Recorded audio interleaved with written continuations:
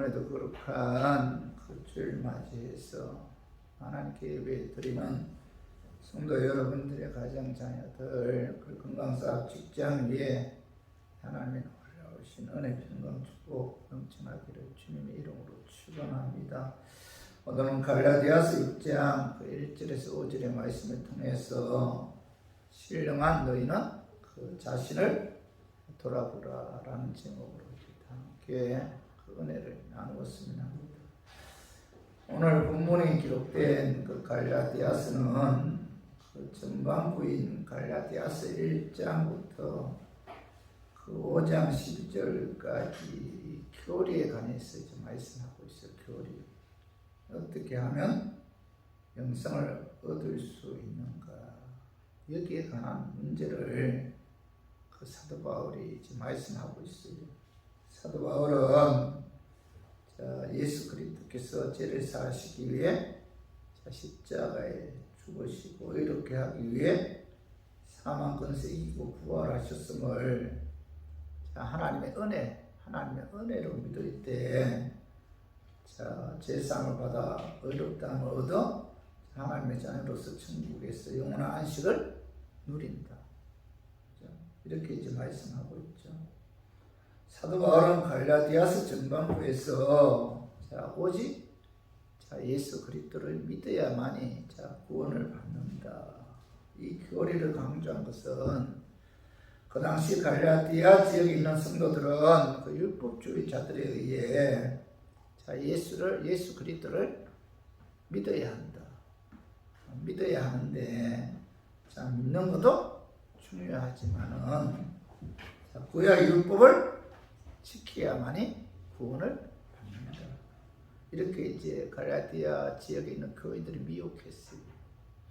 여기에 관해서 사도 바울은 한 어조로 그 말씀하고 있는데 그 말씀이 갈라디아서 5장 6절에 보면은 갈라디아서 5장 6절 그리스도 예수 안에서는 할례나 무할례나 효력이 없으되 사람으로서 역사하는 믿음뿐이니라. 6절 상반절에 보면은 그리스도 예수 안에서는 할례나 무할례나 효력이 없다. 이 말씀은 할례를 받았던 할례를 받지 않았던 할례는 구원과 관계가 없다. 그런 뜻이잖아요. 할례나 무할례나 그리스도 예수 안에서는 효력이 없다는 것은 할례를 받았다고 해서 천국 가고 할례를 받지 않았다고 해서 지옥 가는 그런 것이 아니다. 할례는 뭐예요? 구원에 있어서 효력이 없다. 이렇게 말씀하고 있죠. 사도 바울은 할례에 의해서 구원받을 수 있는 것이 아니라 오늘 하반절에 보면 오직 사랑으로서 역사는 믿음에 의해 구원을 받는 믿음. 주 예수 그리스도를 믿는 그 믿음에 의해서 우리가 구원을 받을 수가 있다. 이렇게 사도 바울은 강한 의지로 이제 말씀하고 있죠. 그리고 나서 갈라디아서 5장 13절에서 그 6장 10절까지는 하나님의 은혜로 예수 믿어 구원받은 하나님의 자녀들은 어떤 삶을 살아야 하는가. 그리스도인들이 어떤 삶을 살 때 하나님이 기뻐하는가. 이 삶에 관해서 말씀하고 있어요. 그래서 하나님의 은혜로 예수 믿어 구원받은 하나님의 자녀들은 어떤 삶을 살아야 하는가에 관해서 사도 바울은 오늘 본문에서 이제 말씀하고 있는데 갈라디아서 6장 1절 봐봐요. 형제들아 사람이 많이 무슨 범죄한 일이 드러나거든. 신령한 너희는 이렇게 신령한 너희는 형제들아 사람이 무슨 범죄한 일이 드러나거든. 신령한 너희는 신령한 너희는 다시 말해서 성령의 인치심으로 인해 예수님으로 구원받은 하나님의 자녀들은 성령이 임한 자들을 뭐라고 말씀하고 있죠? 너희는 신령한 너희는 이렇게 말씀하고 있죠. 성령의 인치심으로 인해 예수 믿어 구원받은 하나님의 자녀들은 어떤 삶을 살아야 되는가? 여기에 관해서 이 사도 바울이 이제 오늘 본문을 통해서 이제 우리에게 말씀하고 있어요. 사도 바울은 예수는 믿다가 잘못되어 실족하거나 또 죄악의 물에 빠져 방황하는 분들이 있다면은, 자, 성령의 인치심이 임함으로 예수 믿고 구원받은 신령한 너희들은, 자, 그들을 어떻게 대해야 하는가, 여기에 관해서 오늘 본문에서 사도 바울이 말씀하고 있는데, 그래서 저는 오늘 본문 말씀을 통해서, 자, 우리 주위에 예수 믿다가 실족한 분들이 많잖아요. 또 예수 믿는다고 하면서도 죄악 가운데서 방황하는 분들이 많잖아요.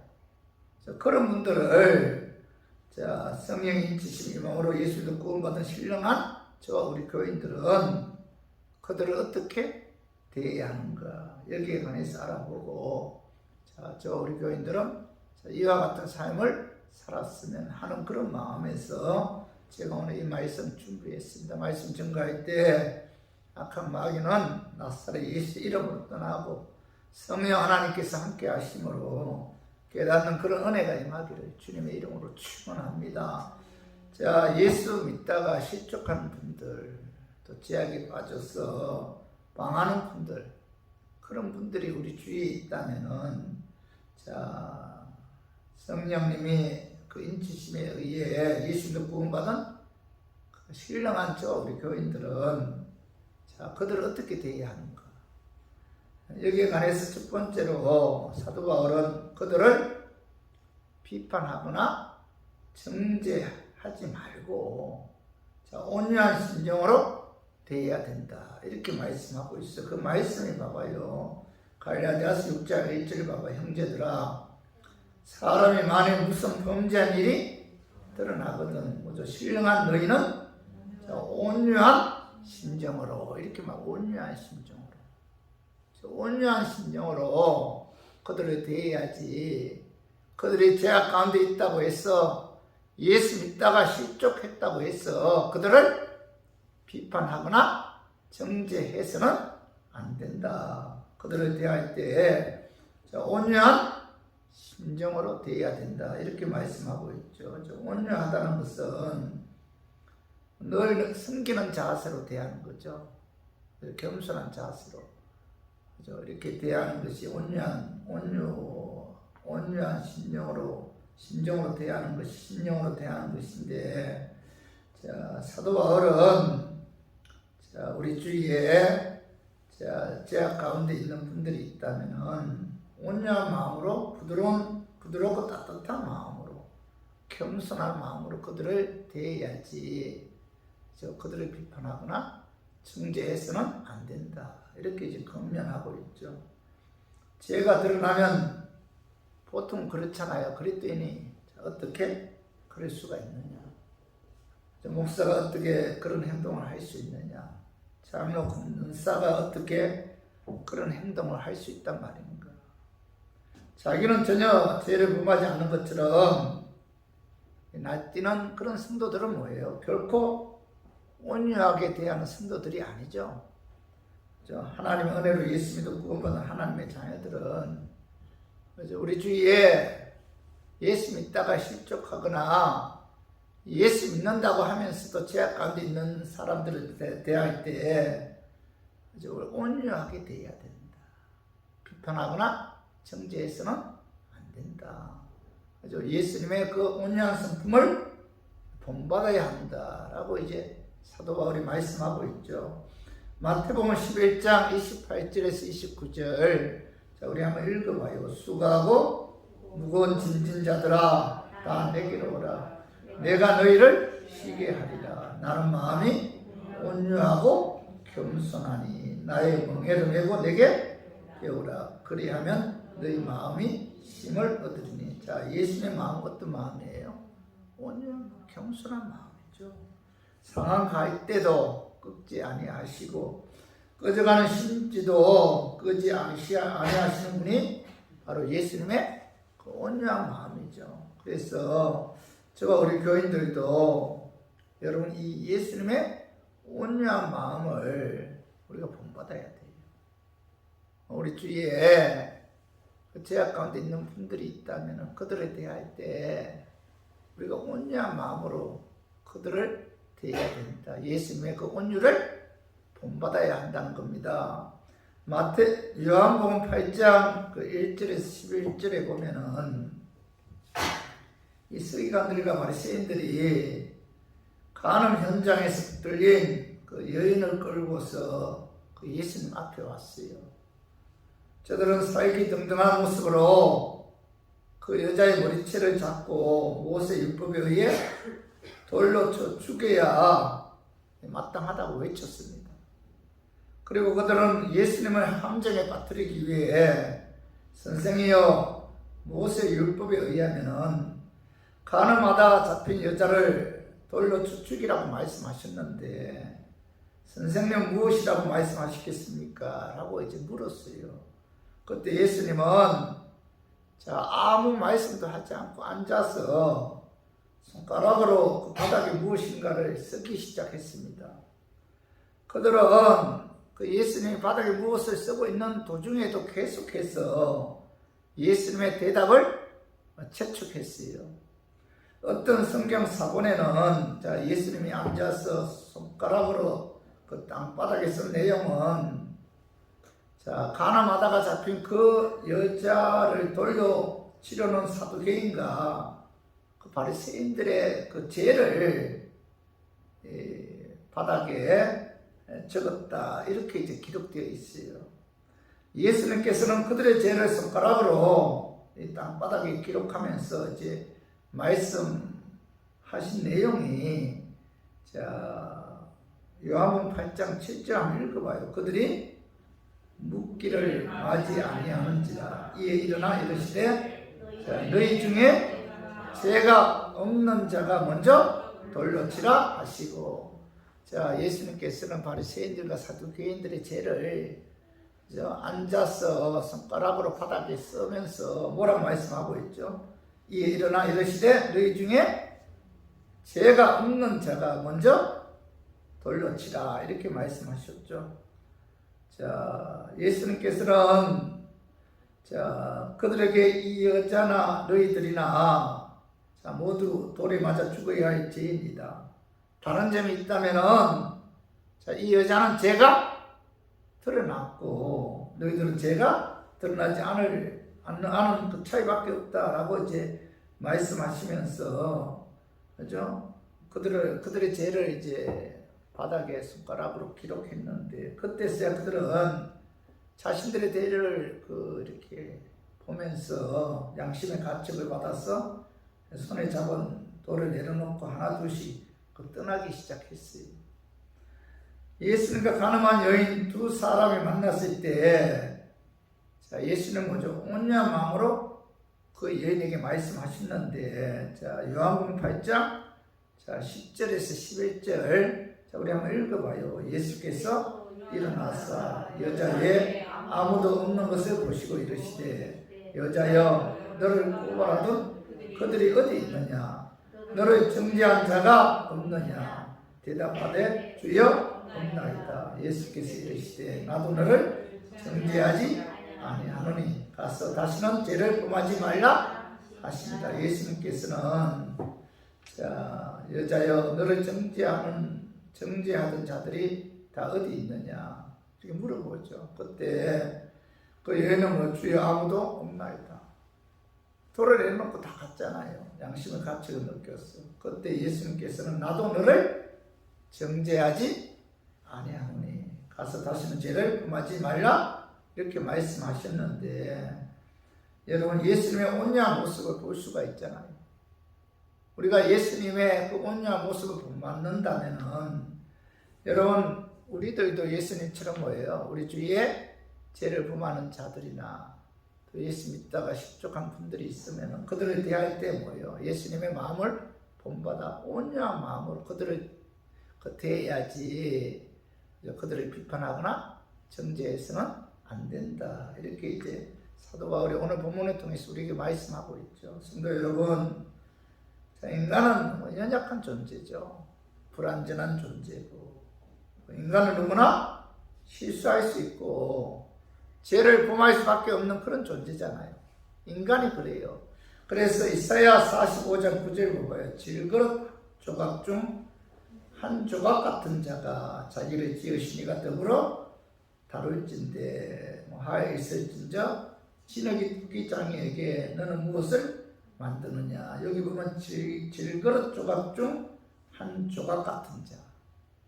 여러분 이사야 선지자는 인간은 뭐라고 말씀하고 있죠? 질그릇 조각 중에 한 조각 같은 자.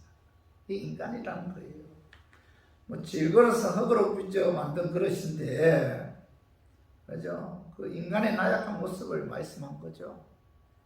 우리 인간은 이런 질그릇과 같은 연약한 존재죠. 그래서 사람이 강한 것 같지만은 참 약한 존재예요. 사람이 강한 것 같지만은 사실은 질그릇보다도 깨어지기 쉬운 존재가 이런 바로 인간이라는 겁니다. 믿음의 조상들도 질그릇과 같은 연약한 인간이기에 실수를 하기도 하고 죄를 범하기도 했어요. 노아도 실수했잖아요. 아브라함도 야곱도 요셉도 실수했고 다윗도 뭐예요? 실수했잖아요. 다윗도 우리의 아내 바세바를 가늠했잖아요. 인간은 누구나 실수할 수 있고 죄를 범할 수가 있다는 겁니다. 자, 완벽한 인간은 없다는 것이 바로 성경의 교훈이죠. 그러므로 우리는 먼저 인간이 뭐야? 질그릇 같은 연약한 존재임을 알아야 돼요. 참 약한 존재다. 인간이 죄를 범할 수밖에 없는 존재다. 알아야만이 죄를 범하여도 실수를 해도 온유한 마음으로 항상 이해하고 감싸주고 격려해 줄 수가 있는 거죠. 초등학교 1학년인 한 아이의 이야기인데, 그런 가을 소풍을 가서 재밌게 놀다가 미술 시간이 되었어요. 선생님이 미술 시간에 소풍을 주제로 그림을 그려보라고 했는데 그 아이는 나름대로 열심히 그림을 그렸어요. 붉은 태양, 파란 하늘, 그리고 친구들이 손에 손을 잡고 즐겁게 걸어가는 모습, 또 나무, 예쁜 꽃도 몇 송이 그렸습니다. 그리고 바탕 색깔은 자기가 가장 좋아하는 그 진한 남색으로 채웠어요. 그런데 조금 뒤에 선생님이 오셔서 이 아이의 그림을 보더니 이 녀석아, 환한 대낮에 이렇게 어두운 색깔을 칠해 놓으면 어떻게 하니? 이런 엉터리 같은 그림이 어디 있어? 그림이 너무 엉터리여서 교실 벽에 붙여 놓을 수가 없구나. 그때 이 아이는 선생님의 그 말에 굉장히 상처를 받았어. 그때부터 그림에 대해서 자신감을 상실했어요. 그 아이는 2학년이 되어서 새로운 선생님을 맞이해서 첫 미술 시간이 되었는데, 선생님은 아이들에게 여러분 하얀 도화지 위에다 여러분들이 원하는 것을 자유롭게 그려보세요. 다른 아이들은 힘이 나서 열심히 그림을 그리는데, 그 아이만큼 그림을 그릴 수가 없었어요. 1학년 때 받았던 상처 때문에 그저 도화지를 앞에 놓고 안절부절하면서 속히 미술 시간이 끝나기만을 바랄 뿐이었습니다. 끝날 시간이 되었을 때 선생님이 교실 한 바퀴를 빙 돌아보면서 학생들의 그림을 하나씩 관찰하다가 그 아이 앞에 이르렀어요. 그 아이는 자기의 작은 심장에서 쿵쿵 거리는 소리를 들을 수 있을 정도로 불안에 떨고 있었는데, 근데 뜻밖에도 선생님은 손으로 그 아이의 머리를 쓰다듬어 주시면서 야, 이 그림 정말 멋지구나. 온 들판에 하얀 눈이 듬뿍 쌓였네. 그러면서 이 아이를 칭찬해 주었다는 겁니다. 그때 그 아이는 그 선생님의 칭찬으로 인해 1학년 때의 상처를 회복해서 미술 시간이 재미있었다고 합니다. 하얀 도화지에 아무것도 그리지 못했음에도 불구하고 선생님은 뭐라고 말씀하고 있죠? 그 흰 눈으로 표현했다는 겁니다.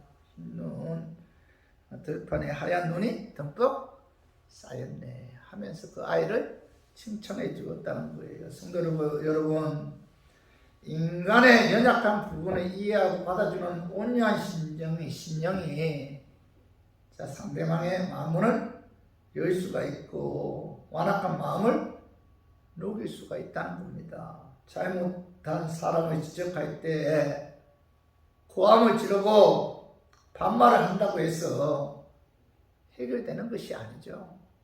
오히려 그를 이해하는 입장에서 온유한 태도로 권면해야 그가 마음문이 열려서 받아들인다는 겁니다. 그러므로 성령의 인치심 임한 신령한 우리 교인들은 그 예수를 믿다가 잘못해서 실족하거나 죄악의 물에 빠져 망하는 분들이 있다면 여러분 정죄하지 말고 그리고 비판하지 말고 예수님 본받아 온유한 심정으로 그들을 대함으로 우리가 그 하나님 말씀대로 순종하는 우리 교인들이 되기를 주님의 이름으로 축원합니다.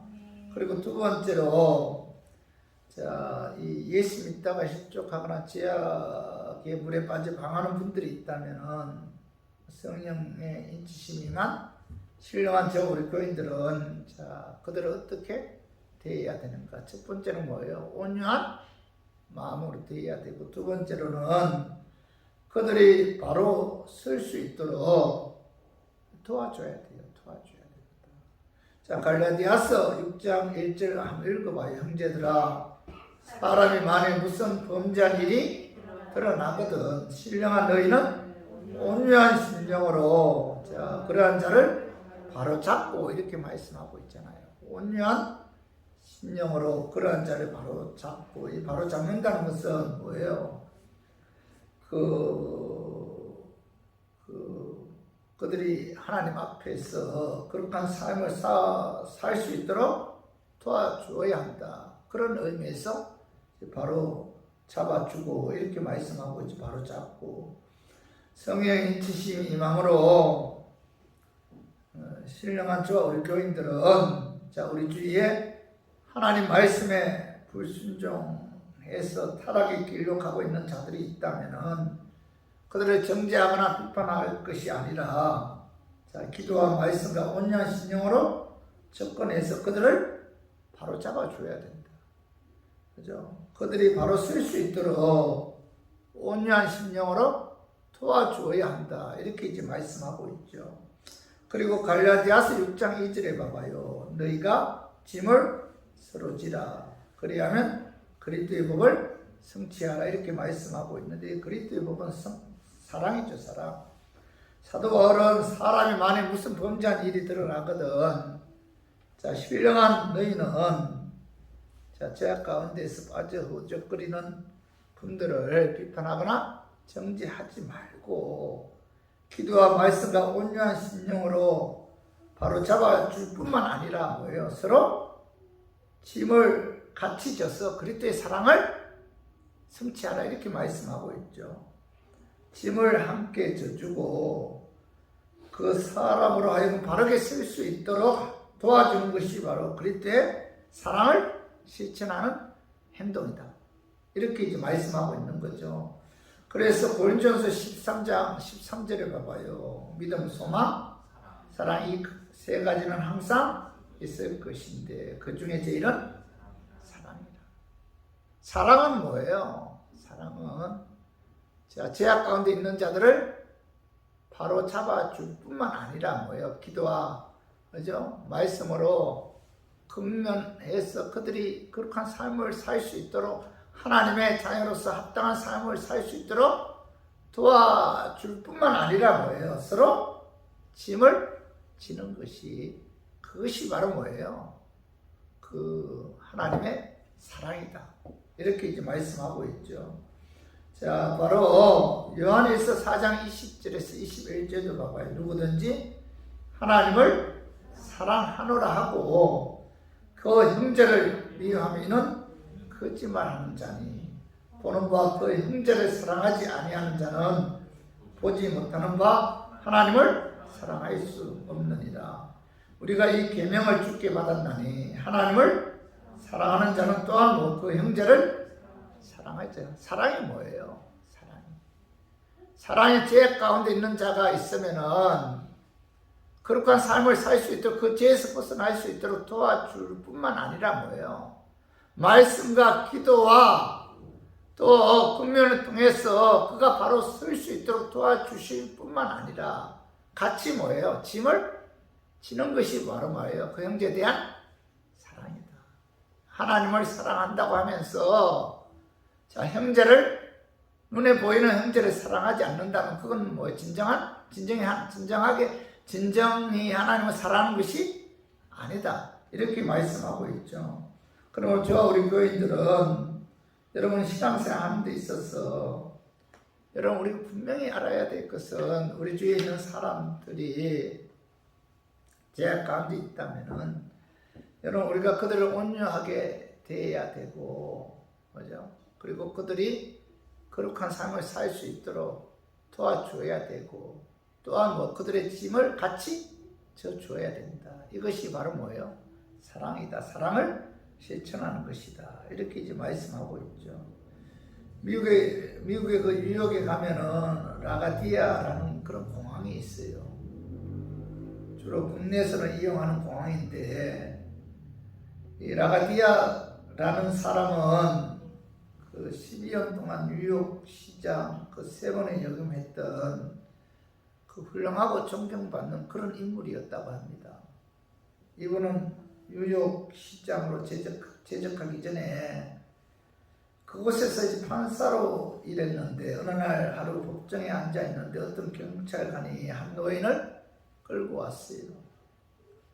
제목은 상점에서 빵 한 덩어리 훔친 그런 제목인데 그는 그 노인에게 전에도 훔친 적이 있습니까? 이렇게 물어봤어요.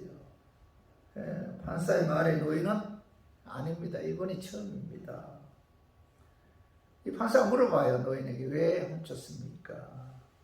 노인이 하는 말이 배가 고파서 수중에 돈이 다 떨어져서 어쩔 수 없이 빵 한 덩어리 훔쳐서 먹었다. 뭐 이런 이야기를 해요. 그때 라가디아 판사 노인에게 아무리 사정이 딱하다 할지라도 남의 것을 훔치는 것은 잘못입니다. 그래서 저는 법대로 당신에게 그 10달러의 벌금형을 선고합니다.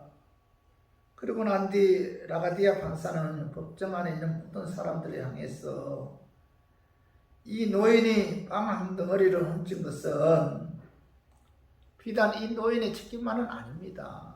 그래서 나에게도 10달러의 벌금형을 선고합니다. 그리고 이 자리에 있는 여러분에게도 50센트의 벌금형을 선고하면서 자기 지갑에서 10달러짜리 지폐를 끄집어내어 이제 모자 속에 넣었어요. 그리고 그 모자를 그곳에 있는 모든 사람들에게 돌려서 그렇게 해서 거두어진 돈이 모두 57달러 50센트였다고 합니다. 57달러 50센트 가운데 10달러는 벌금으로 내고 나머지 47달러 50센트는 그 노인의 손에 쥐어주었다고 해요. 그 노인은 감격의 눈물을 흘리면서 그 국정을 떠났는데 자, 이것이 바로 서로 짐을 같이 짐으로 형제를 바로 세워주고 그리스도의 몸인 사랑을 성취하는 것. 이것이 바로 하나님의 사랑을 성취하는 것이다 라고 이제 우리가 깨달아야 돼요. 그래서 우리 모두 우리가 성령 인치심으로 예수도 구원받았잖아요. 우리들은 뭐예요? 신령한 하나님의 자녀들이죠. 신령한 하나님의 자녀들은 그죠? 하나님 말씀에 불순종함으로 타락의 길로 가고 있는 자들이 있다면은 자, 정죄하거나 비판할 것이 아니라 기도와 말씀과 온유한 심령으로 접근해서 그들을 뭐예요? 바로 잡아주고 짐을 같이 져줌으로 저는 그리스도의 사랑을 실천하는 성취하는 저와 우리 교인들이 되기를 주님의 이름으로 축원합니다. 그리고 세 번째로 자, 신령한 너희는 자, 예수님과 협족한 자들을 어떻게 대해야 하는가? 세 번째로는 자, 자신을 돌아보고 나도 시험을 받을까 두려워하는 마음으로 여러분 경각심을 가져야 한다라고 이제 말씀하고 있어요. 그 말씀이 자 갈라디아서 6장 1장 읽어봐요. 형제들아 사람이 무엇을 범죄한 일이 드러나거든 신령한 너희는 온유한 심령으로 그러한 자를 바로잡고 너 자신을 돌아 살펴보아 너도 시험을 받을까 두려워하노. 하반절에 보면은 너 자신을 살펴보아 너도 시험을 받을까 두려워하라 이렇게 말씀하고 있잖아요. 성도가 죄를 범하거나 실족했을 때 어떻게 그럴 수가 있느냐. 자신은 절대로 그러지 않는다는 듯이 교만하거나 정죄하지 말고 그 사람을 그걸로 삼아 인간은 연약하니까 나도 그럴 수 있다 이런 겸손한 마음으로 자신을 돌아보아야 한다는 거죠. 우리 주위에 죄를 범하는 자가 있다면 나도 그럴 수가 있다. 나도 그런 환경, 나도 그런 상이라면은 나도 똑같은 죄를 범할 수가 있다. 자신을 돌아보면서 여러분 경각심을 가져야지 그 사람을 비판하거나 그 사람을 정죄해서는 안 된다는 거죠. 야고보서 3장 2절 봐봐요. 우리가 다 실수가 많으니 이렇게 말씀하고 있죠. 그죠? 인간은 뭐예요? 실수할 수밖에 없는 존재잖아요. 죄성을 갖고 태어났잖아요. 원죄를 갖고. 죄를 범할 수밖에 없는 그런 존재들입니다. 그래서 야고보 기자는 우리가 다 실수가 많다 이렇게 말씀하고 있고 자 마태복음 7장 3절에서 5절 봐봐요. 어찌하여 형제의 눈 속에 있는 티는 보고 내 눈 속에 있는 들보는 깨닫지 못하느냐. 보라 내 눈 속에 들보가 있는데 어찌하여 형제에게 말하기를 나로 내 눈 속에 있는 티를 빼게 하려 하겠느냐. 외식하는 자여 먼저 내 눈 속에서 들보를 빼어라. 그 후에야 밝히 보고 형제의 눈 속에서 티를 빼리라. 여기 보면은 자기 눈 속에 있는 자기 눈에 눈 속에 들보가 있는데 다른 사람의 눈에 작은 티를 지적하면서 비판하는 자를 자 예수님께서 뭐라고 말씀하고 있죠? 외식하는 자예요. 가정스러운 사람이다 이렇게 말씀하고 있잖아요. 대부분의 사람들은 다른 눈에 있는 그 작은 티를 잘 보죠. 다른 사람의 약점, 다른 사람의 허물은 아주 기가 막히게 잘 보잖아요. 아주 예리하게. 그죠? 거의 전문가 수준이잖아요. 다른 사람의 아주 조그만한 그런 허물이나 약점은, 그죠? 그 족집게 도사처럼 잘 끄집어내잖아요. 문제는 자신의 눈 속에 있는 들보를 찾아내는 일에는 우둔하다는 겁니다. 자기 자신에 대해서는 뭐예요? 굉장히 간대하죠. 그죠? 그런 자들이, 그죠? 이 남을 비판하고 정죄하는 거죠. 그죠? 자신만은 온전한 사람이라고 생각해서 남을 비판하고 정죄하는 것은 외식하는 그런 사람이죠. 하나님 말씀에 자신을 바라볼 때 모두가 다 같은 죄인이잖아요. 그래서 우리는 어느 누구도 비판할 수가 없다는 겁니다. 모든 인간이 다 죄인이잖아요. 연약한 존재잖아요. 어떻게 보면은 남을 비판할 수 있는 자격조차도 우리에게는 없다는 겁니다. 자, 로마서 3장 10절에 기록된 바 의인은 없나니 뭐예요? 하나도 없다. 의인이 없다. 다 죄인이라는 겁니다.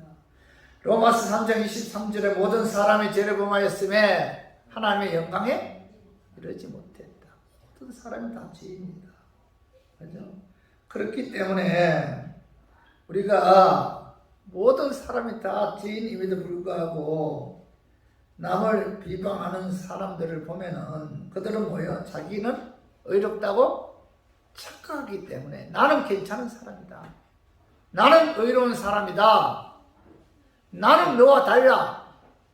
이렇게 착각하기 때문에 자, 그런 사람들이 남을 비판한다는 겁니다. 갈라디아서 6장 3절 한번 읽어봐요. 만에 누가 아무것도 되지 못하고 된 줄로 생각하면 스스로 속임이라. 아무것도 되지 못하고 된 줄로 생각했다는 것은 그 당시 율법주의자들은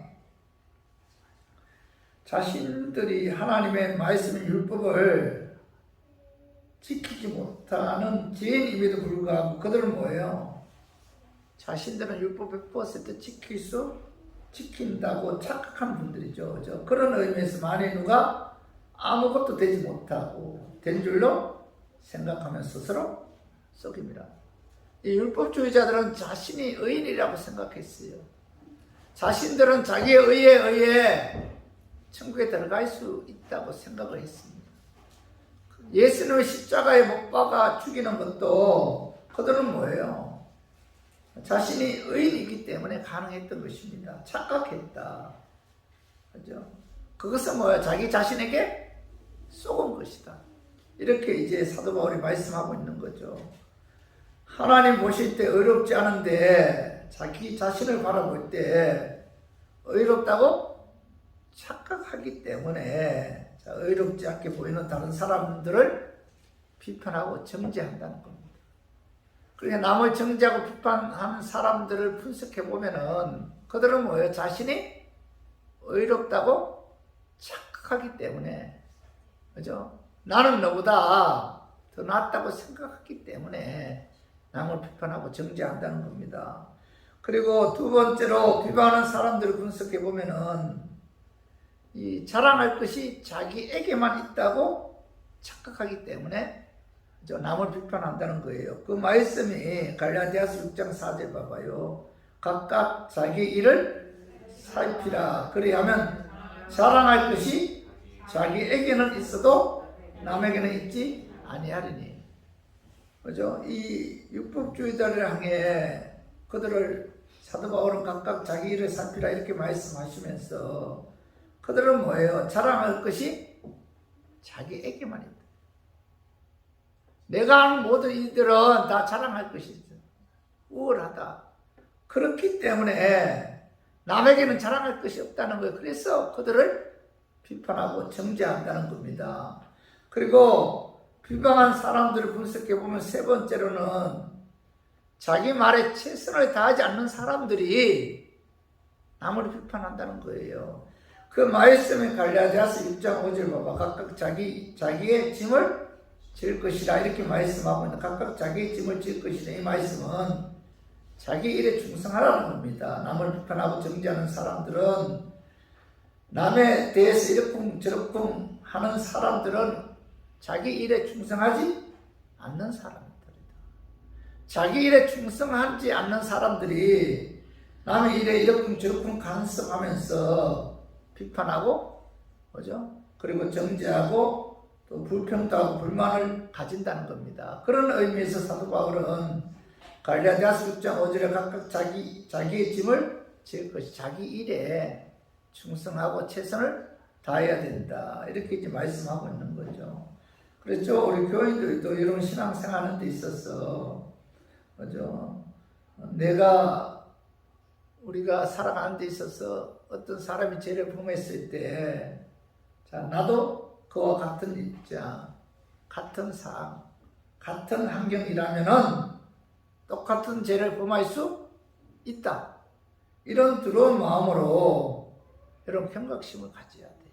비판하고 정죄할 것이 아니라 나도 같은 입장이라면, 나도 같은 죄인이기 때문에, 나도 같은 연약한 존재이기 때문에 나도 같은 죄를 범할 수가 있다. 이런 경각심을 갖고 같은 죄를 범하지 않도록 우리가 노력해야 된다. 이렇게 이제 사도 바울이 말씀하고 있죠. 그래서 우리 모두 성령님의 힘주신 희망으로 예수 믿어 구원받은 신령한 하나님의 자녀들이기에 우리 주위에 하나님 말씀에 불순종하는 자들이 있다면 그들을 정죄하거나 비판할 것이 아니라 자신을 돌아보고 나도 시험을 받을까 두려워하는 마음으로 경각심을 갖고 이런 같은 죄를 범하지 않는 저와 우리 교인들이 되기를 주님의 이름으로 축원합니다. 우리 말씀 좀 정리해봐요. 예수 믿다가 잘못해서 실족했거나 죄악의 물에 빠져 방황하는 분들이 있다면은 자, 성령의 인치신 이망으로 예수 믿어 구원받은 신령한 저와 우리 교인들은 자, 그들을 어떻게 대해야 하는가? 첫 번째 뭐예요? 그들을 비판하고 정죄할 것이 아니라 온유한 심령으로 대해야 한다. 이게 하나님의 자녀로서의 합당한 삶이라는 거예요. 그리고 두 번째는 뭐예요? 그들이 바르게 설 수 있도록 도와주어야 하며 또 같이 짐을 짐으로 그리스도의 사랑을 성취해야 한다. 그리고 세 번째는 뭐예요? 자신을 돌아보아 나도 시험을 받을까 두려워하는 마음으로 경각심을 갖고 저 같은 죄를 범하지 않아야 한다. 이 세 가지가 바로 뭐예요? 그리스도인으로서 하나님의 자녀로서의 합당한 삶이고 은혜받아 구원받은 하나님께서 은혜받아 구원받은 하나님의 자녀들에게 하나님께 요구하는 삶이다. 그래서 우리 모두 이와 같은 삶을 통해서 하나님을 기쁘게 하고 영화롭게 하는 저 우리 교인들이 되기를 주님의 이름으로 축원합니다. 참 어렵죠, 그죠? 이와 같은 삶을 산다는 게 쉽지 않잖아요. 참 설교할 때마다 이 행함에 관한 설교를 할 때는 왠지 자신이 없어요. 내가 그렇게 살면 자신 있게 말씀을 선포할 텐데 사실 우리가 인생 살아가면서 우리 주위에 범죄한 자들이나 실족한 자들을 바라보면서 우리가 정죄하고 비판하고 나는 의인이냐 저 그들을 무시한 적이 여러분 얼마나 많아요. 어떻게 보면 우리 입에서 나오는 모든 죄가 모든 것이 다 뭐 말이 뭐예요? 죄죠, 죄. 그죠? 우리는 어떻게 보면 죽는 그날까지 죄를 범하면서 살아갈 수밖에 없는 그런 존재들이죠. 근데 그 죄를 사해 주신 분이 누구예요? 예수님이죠. 예수님. 우리가 예수 그리스도의 십자가의 공로에 의해서 우리가 구원받잖아요. 예수님이 얼마나 고마워요. 예수님이 너무 감사해요. 말씀을 통해서 내 삶을 비춰보았을 때 우리들은 뭐예요? 나는 죄인입니다. 이렇게 고백할 수밖에 없잖아요. 그죠? 그렇게 살지 못하니까. 죄 덩어리죠, 대덩어리. 어떻게 보면 우리가 뭐 죄라는 덩어리가 움직이는 거예요. 내가 움직일 때, 죄 덩어리가 움직이는 거예요. 그런데 나 같은 죄를 사하시기 위해 자, 예수님 뭐예요? 십자가에 죽으시고 이렇게 하기 위해 그분이 부활하셨잖아요. 그 예수 믿음으로 우리가 구원을 받았잖아요. 얼마나 감사해요. 예수님 생각하면은 너무 감사하죠. 그래서 너무 감사해서 예배 찬양을 통해서 예수님을 기쁘게 하고 영화롭게 하고 또 우리가 예배 찬양을 통해서 우리가 예수님께 가까이 하는 그런 삶을 사는 저 우리 교인들이 되기를 주님의 이름으로 축원합니다. 자, 우리 이 시간